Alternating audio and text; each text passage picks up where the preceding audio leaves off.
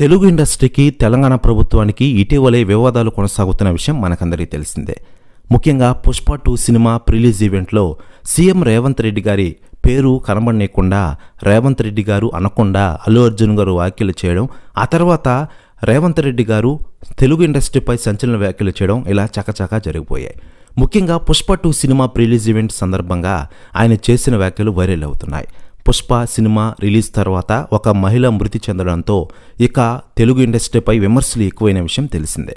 ముఖ్యంగా అసెంబ్లీలో సైతం రేవంత్ రెడ్డి గారు తెలంగాణ ప్రభుత్వం తరపున తెలుగు ఇండస్ట్రీకి విమర్శలు చేసిన విషయం తెలిసిందే.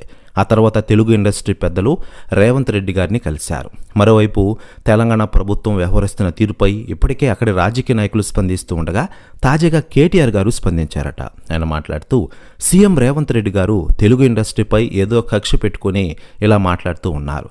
ఒక నేషనల్ స్టార్ని ఇలా చేయడం దారుణం. పవన్ కళ్యాణ్ గారి ఫ్యామిలీని టచ్ చేసావు రేవంత్, గుర్తుపెట్టుకో, తెలంగాణలో చాలా కష్టం అంటూ సంచలన వ్యాఖ్యలు చేశారట కేటీఆర్ గారు. ప్రస్తుతం ఈ వ్యాఖ్యలు వైరల్ అవుతున్నాయి తెలుగు ఇండస్ట్రీలో మరియు తెలంగాణ రాష్ట్ర రాజకీయాల్లో.